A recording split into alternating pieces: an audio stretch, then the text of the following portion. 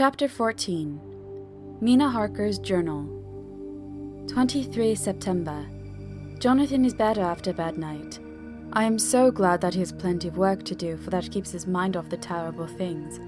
And oh, I am rejoiced that he is not now weighed down with the responsibility of his new position.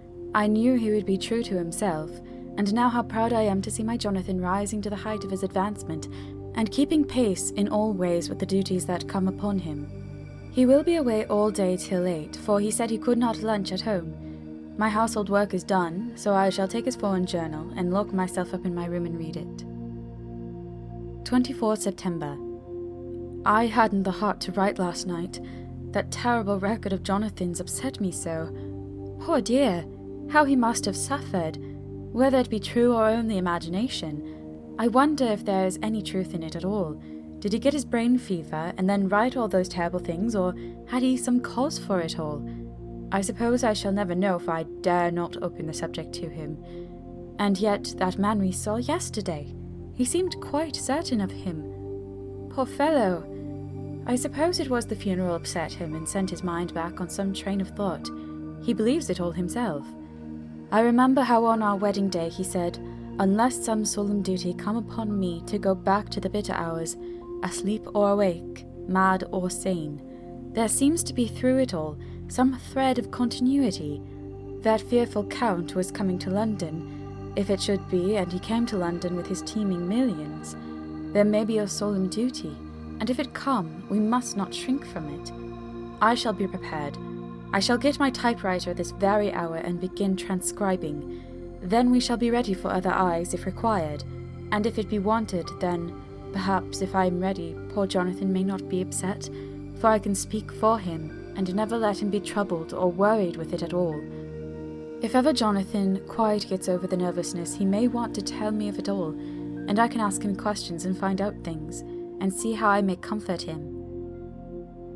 Letter. Van Helsing to Mrs. Harker. 24 September. Confidence. Dear Madame, I pray you to pardon my writing, in that I am so far friend, as that I sent to you sad news of Miss Lucy Westenra's death. By the kindness of Lord Godalming, I am empowered to read her letters and papers, for I am deeply concerned about certain matters vitally important. In them I find some letters from you, which show how great friends you were, and how you love her. Oh, Madame Mina, by that love I implore you, help me. It is for others' good that I ask, to redress great wrong, and to lift much and terrible troubles that may be more great than you know. May it be that I see you. You can trust me. I am friend of Dr. John Seward and of Lord Godalming, that was Arthur of Miss Lucy. I must keep it private for the present from all.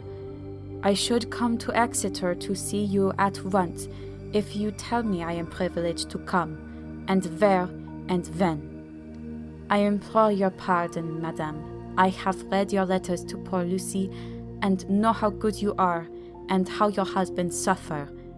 So I pray you, if it may be, enlighten him not, lest it may harm.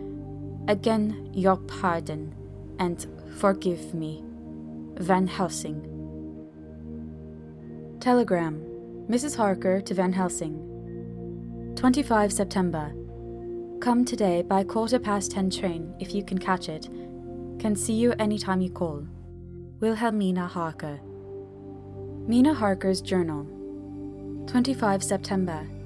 I cannot help feeling terribly excited as the time draws near for the visit of Dr. Van Helsing, for somehow I expect that it will throw some light upon Jonathan's sad experience, and as he attended poor dear Lucy in her last illness, he can tell me about her.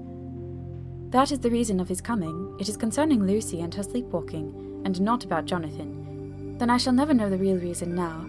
How silly I am. That awful journal gets hold of my imagination and tinges everything with something of its own colour. Of course it is about Lucy. That habit came back to the poor dear, and that awful night on the cliff must have made her ill. I had almost forgotten in my own affairs how ill she was afterwards. She must have told him of her sleepwalking adventure on the cliff, and that I knew all about it, and now he wants me to tell him what she knows, so that he may understand. I hope I did right in not saying anything of it to Mrs. Westenra. I should never forgive myself if any act of mine, were it even a negative one, brought harm on poor dear Lucy. I hope, too, Dr. Van Helsing will not blame me. I have had so much trouble and anxiety of late that I feel I cannot bear more just at present. I suppose a cry does us all good at times, clears the air as other rain does. Perhaps it was reading the journal yesterday that upset me, and then Jonathan went away this morning to stay away from me a whole day and night, the first time we had been parted since our marriage. I do hope the dear fellow will take care of himself, and that nothing will occur to upset him. It is 2 o'clock and the doctor will be here soon now. I shall sing nothing of Jonathan's journal unless he asks me. I am so glad I have typewritten out my own journal so that, in case he asks about Lucy, I can hand it to him. It will save much questioning. Later. He has come and gone. Oh, what a strange meeting, and how it all makes my head whirl round. I feel like one in a dream. Can it be all possible? Or even a part of it? If I had not read Jonathan's journal first, I should never have accepted even a possibility. Poor dear Jonathan! How he must have suffered! Please the good God all this may not upset him again. I shall try to save him from it, but it may be even a consolation and a help to him, terrible though it be and awful in its consequences, to know for certain that his eyes and ears and brain did not deceive him, and that it is all true. It may be that it is the doubt which haunts him, that when the doubt is removed, no matter which, waking or dreaming, may prove the truth. He will be more satisfied and better able to bear the shock. Dr. Van Helsing must be a good man as well as a clever one if he is Arthur's friend, and Dr. Seward's, and if they brought him all the way from Holland to look after Lucy. I feel from having seen him that he is good and kind and of a noble nature. When he comes tomorrow, I shall ask him about Jonathan, and then, please God, all this sorrow and anxiety may lead to a good end. I used to think that I would like to practice interviewing. Jonathan's friend on the Exeter News told him that memory was everything in such work, that you must be able to put down exactly almost every word spoken, even if you had to refine some of it afterwards. Here was a rare interview. I shall try to record it verbatim. It was 2:30 o'clock when the knock came. I took my courage à deux mains and waited. In a few minutes Mary opened the door and announced Dr. Van Helsing. I rose and bowed, and he came towards me. A man of medium weight, strongly built, with his shoulders set back over a broad, deep chest, and a neck well balanced on the trunk as the head is on the neck. The poise of the head strikes one at once as indicative of thought and power. The head is noble, well-sized, broad, and large behind the ears. The face, clean-shaven, shows a hard, square chin, a large, resolute, mobile mouth, a good-sized nose, rather straight, but with quick, sensitive nostrils that seem to broaden as the big bushy brows come down and the mouth tightens. The forehead is broad and fine, raising at first almost straight, and then sloping back above 2 bumps or ridges wide apart. Such a forehead that the reddish hair cannot possibly tumble over it, but falls naturally back and to the sides. Big, dark blue eyes are set widely apart, and are quick and tender or stern with the man's moods. He said to me, "Mrs. Harker, is it not?" I bowed assent. "That was Miss Mina Murray?" Again I assented. "It is Mina Murray that I came to see, that was friend of that poor dear child, Lucy Westenra. Madam Mina, it is on account of the dead I come." "Sir," I said, "you could have no better claim on me than you are a friend and helper of Lucy Westenra." And I held out my hand.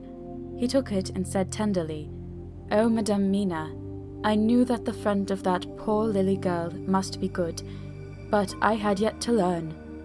He finished his speech with a courtly bow. I asked him what it was that he wanted to see me about, so he at once began. "I have read your letter to Miss Lucy. Forgive me, but I had to begin to inquire somewhere, and there was none to ask. I know that you were with her at Whitby. She sometimes kept a diary. You need not look surprised, Madame Mina. It was begun after you had left, and was in imitation of you. And in that diary she traces by inference certain things to sleepwalking, in which she puts down that you saved her. In great perplexity, then, I come to you, and ask you out of your so much kindness to tell me all of it that you can remember. I can tell you, I think, Dr. Van Helsing, all about it. Ah, then you have good memory for facts, for details. It is not always so with young ladies. No, doctor, but I wrote it down at the time. I can show it to you if you like. Oh, Madame Mina, I will be grateful. You will do me much favour. I could not resist the temptation of mystifying him a bit. I suppose it is some of the taste of the original apple that remains still in our mouths, so I handed him the shorthand diary. He took it with a grateful bow and said, "May I read it?"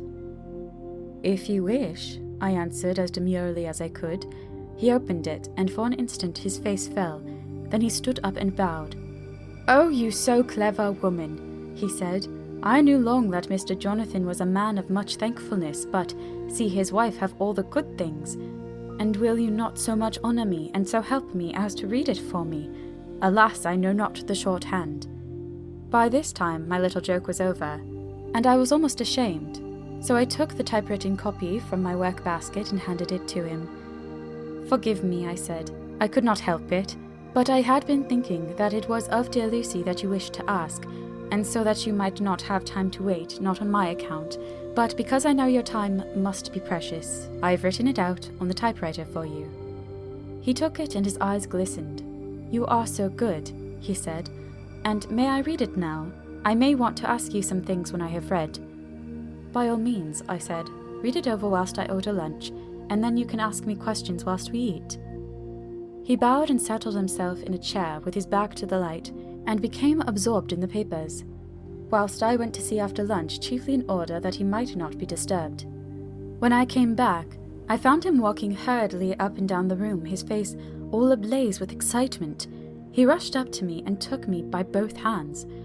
"Oh, Madame Mina," he said, "how can I say what I owe to you? This paper is as sunshine. It opens the gate to me. I am dazed, I am dazzled, with so much light, and yet clouds roll in behind the light every time. But that you cannot comprehend. Oh, but I am grateful to you, you so clever woman, Madame." He said this very solemnly. "If ever Abraham Van Helsing can do anything for you or yours, I trust you will let me know. It will be pleasure and delight if I may serve you as a friend, but all I have ever learned, all I can ever do, shall be for you and those you love. There are darkness in life, and there are lights. You are one of the lights. You will have happy life and good life, and your husband will be blessed in you." "But, doctor, you praise me too much, and you do not know me." "Not know you? I, who am old, who have studied all my life men and women, I, who have made my specialty the brain and all that belongs to him and all that follow from him, and I have read your diary that you have so goodly written for me, and which breathes out truth in every line. I, who have read your so sweet letter to poor Lucy of your marriage and your trust, not know you? Oh, Madame Mina, good women tell all their lives, and by day and by hour and by minute, such things that angels can read, and we men who wish to know have in us something of angels' eyes. Your husband is noble nature, and you are noble too, for you trust, and trust cannot be where there is mean nature. And your husband, tell me of him, is he quite well? Is all that fever gone, and is he strong and hearty?" I saw here an opening to ask him about Jonathan, so I said, "He was almost recovered, but he has been greatly upset by Mr. Hawkins's death." He interrupted. "Oh, yes, I know. I have read your last 2 letters." I went on.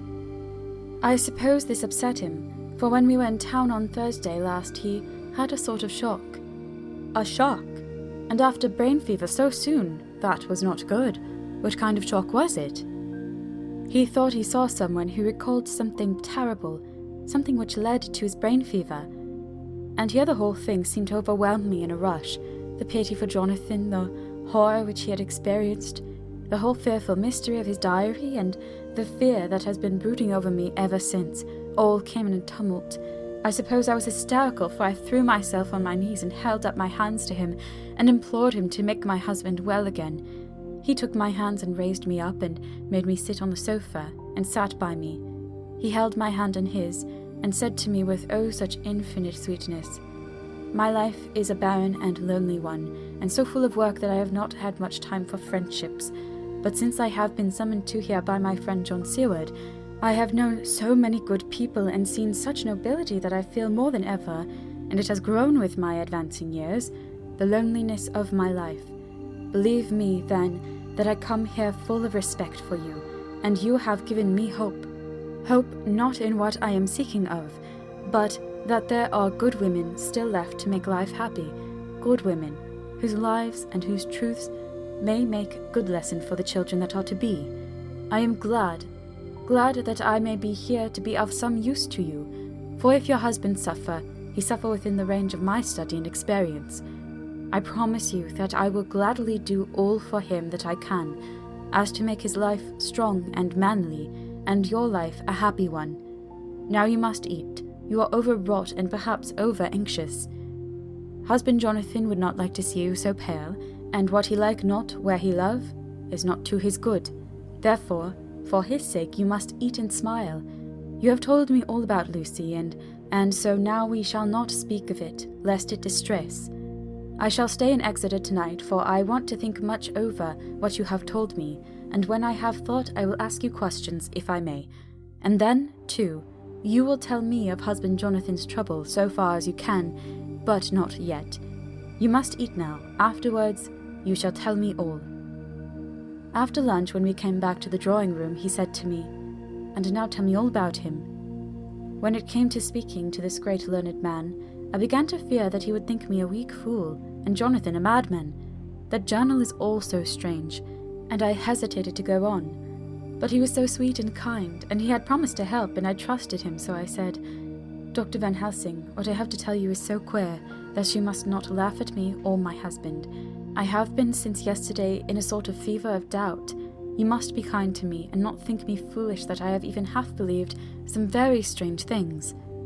He reassured me by his manner as well as his words when he said, "Oh, my dear, if you only knew how strange is the matter regarding which I am here.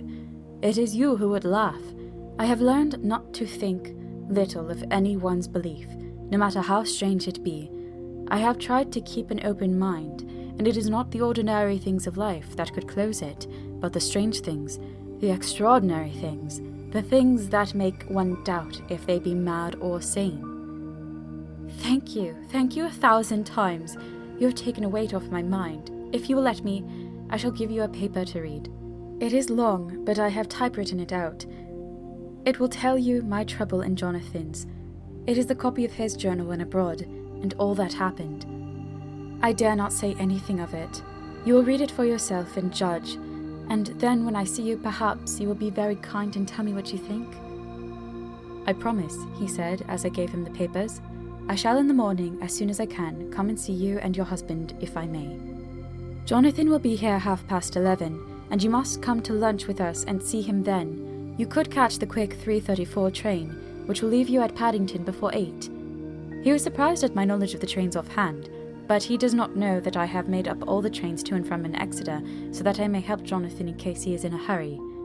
So he took the papers with him and went away, and I sit here thinking I don't know what. Letter, by hand, Van Helsing to Mrs. Harker. 25 September, 6 o'clock.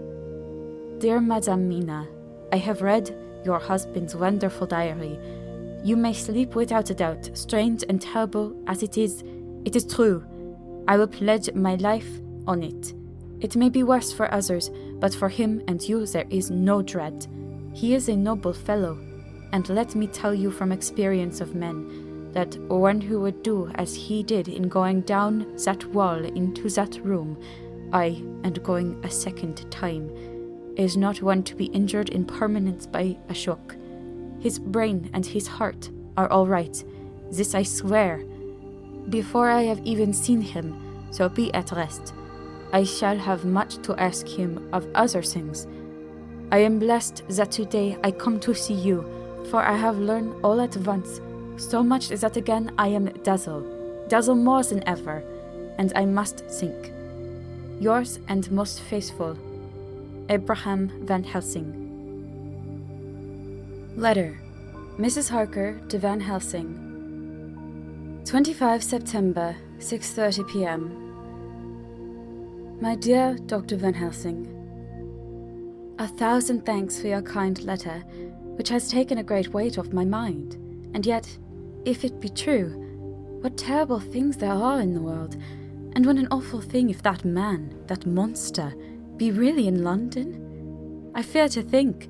I have this moment, whilst writing, had a wire from Jonathan saying he leaves by the 6:25 tonight from Launceston, and will be here at 10:18, so that I shall have no fear tonight. Will you, therefore, instead of lunching with us, please come to breakfast at 8 o'clock, if this be not too early for you? You can get away, if you are in a hurry, by the 10:30 train, which will bring you to Paddington by 2:35. Do not answer this, as I shall take it that if I do not hear, you will come to breakfast. Believe me, your faithful and grateful friend, Mina Harker. Jonathan Harker's Journal. 26 September. I thought never to write in this diary again, but the time has come. When I got home last night, Mina had supper ready, and when we had supped, she told me of Van Helsing's visit, and of her having given him the 2 diaries copied out, and of how anxious she has been about me. She showed me in the doctor's letter that all I wrote down was true. It seems to have made a new man of me. It was the doubt as to the reality of the whole thing that knocked me over.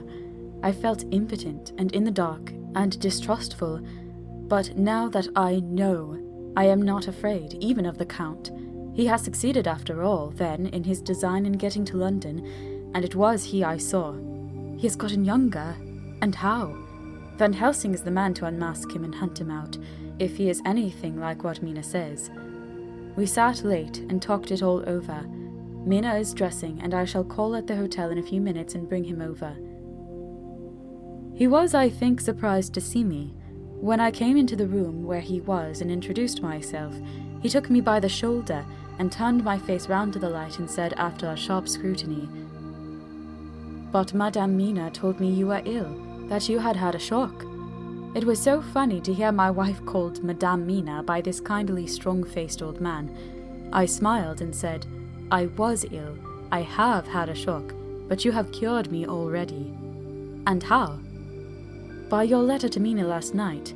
I was in doubt, and then everything took a hue of unreality, and I did not know what to trust, even the evidence of my own senses. Not knowing what to trust, I did not know what to do, and so had only to keep on working what had hitherto been the groove of my life. The groove ceased to avail me, and I mistrusted myself. Doctor, you don't know what it is to doubt everything, even yourself. No, you don't. You couldn't with eyebrows like yours." He seemed pleased and laughed as he said, "So, you are physiognomist. I learn more here with each hour. I am with so much pleasure coming to you to breakfast. And oh, sir, you will pardon praise from an old man, but you are blessed in your wife." I would listen to him go on praising Mina for a day, so I simply nodded and stood silent. She is one of God's women, fashioned by his own hand, to show us men and other women that there is a heaven where we can enter, and that its light can be here on earth. So true, so sweet, so noble, so little an egoist, and that, let me tell you, is much in this age, so sceptical and selfish. And you, sir, I have read all the letters to poor Miss Lucy, and some of them speak of you. So I know you since some days from the knowing of others, but I have seen your true self since last night. You will give me your hand, will you not? And let us be friends for all our lives." We shook hands, and he was so earnest and so kind that it made me quite choky. "And now," he said, "may I ask you for some more help?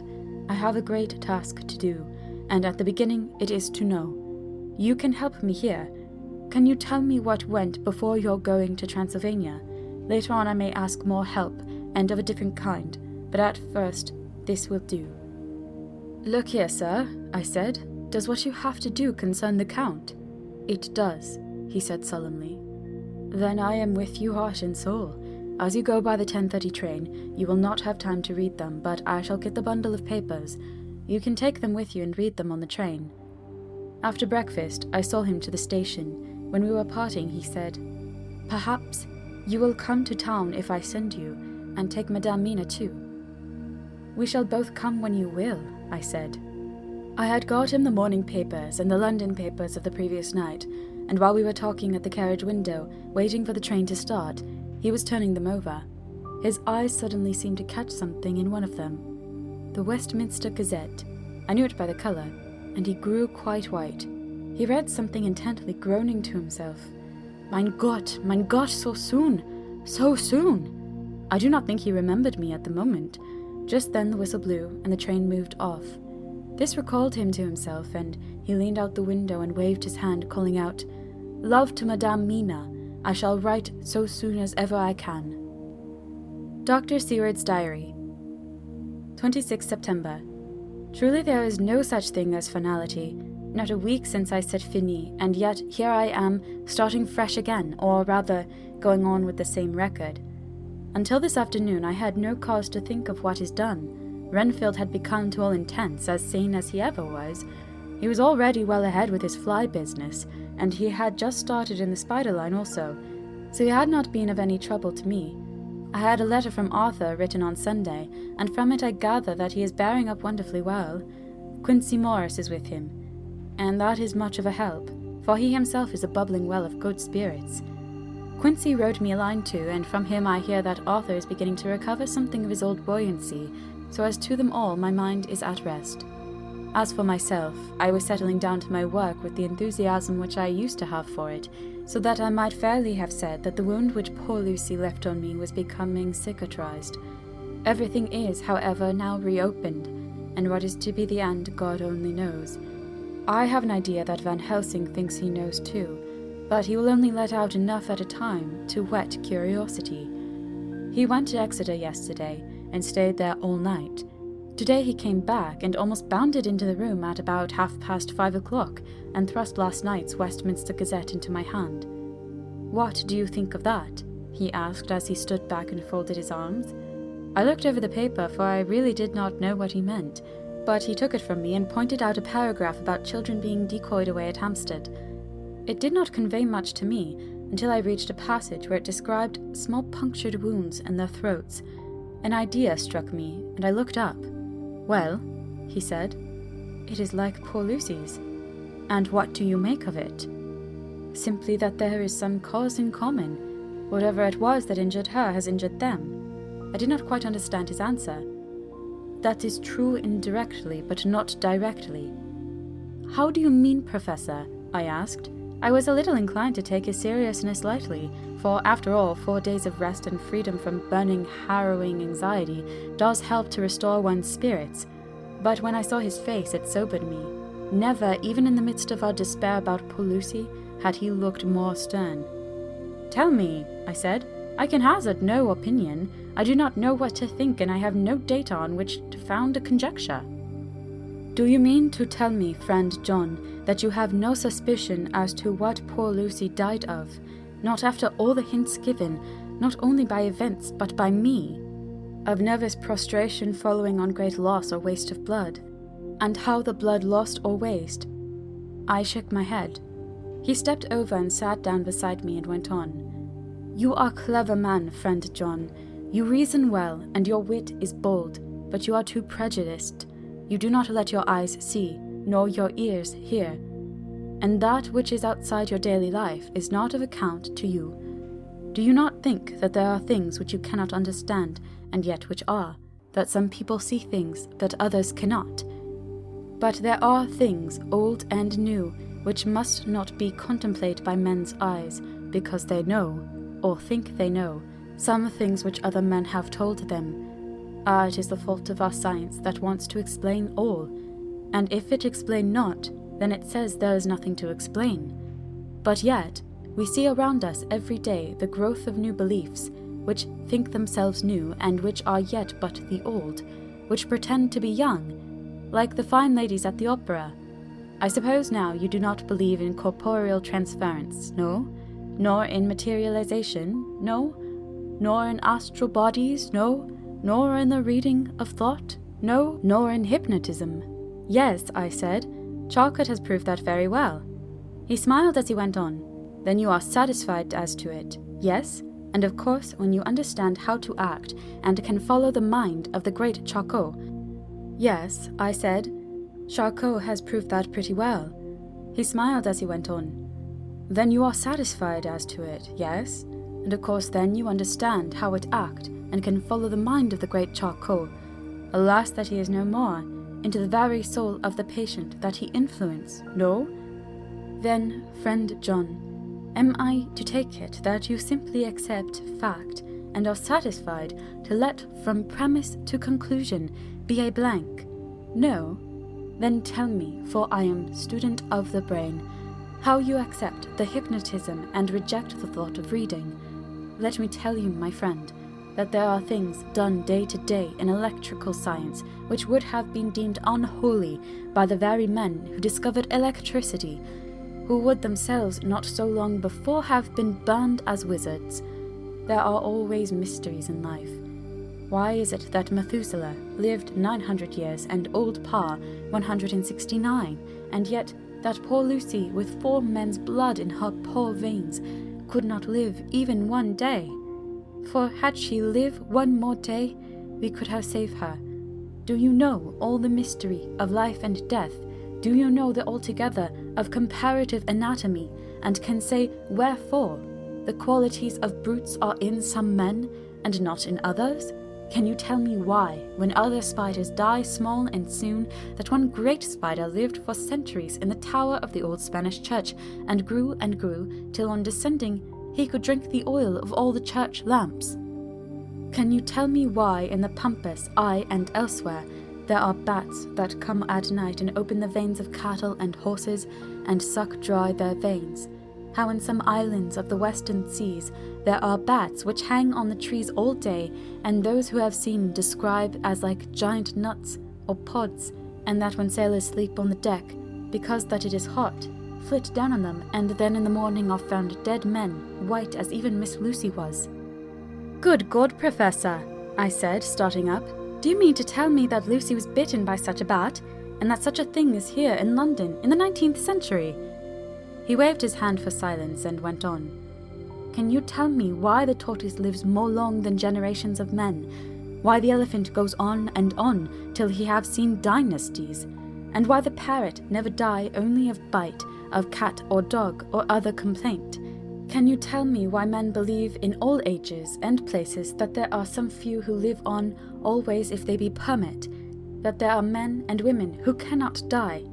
We all know, because science has vouched for the fact, that there have been toads shut up in rocks for thousands of years, shut in one so small hole that only hold him since the youth of the world. Can you tell me how the Indian fakir can make himself to die and have been buried, and his grave sealed and corn sowed on it, that the corn reaped and be cut and sown and reaped again, and then men come and take away the unbroken seal, and that there lie the Indian fakir, not dead, but that rise up and walk amongst them as before? Here I interrupted him. I was getting bewildered. He so crowded on my mind his list of nature's eccentricities and possible impossibilities that my imagination was getting fired. I had a dim idea that he was teaching me some lesson, as long ago he used to do in his study at Amsterdam, but he used to then tell me the thing, so that I could have the object of thought in my mind all the time. But now I was without this help. Yet I wanted to follow him, so I said, Professor, let me be your student again. Tell me the thesis, so that I may apply your knowledge as you go on. At present, I am going in my mind from point to point as a madman, and not a sane one follows an idea. I feel like a novice lumbering through a bog in a mist, jumping from one tussock to another, in the mere blind effort to move on without knowing where I am going. That is good image, he said. Well, I shall tell you. My thesis is this.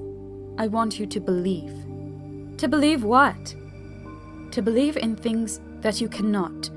Let me illustrate. I heard once of an American who so defined faith, that faculty which enables us to believe things which we know to be untrue.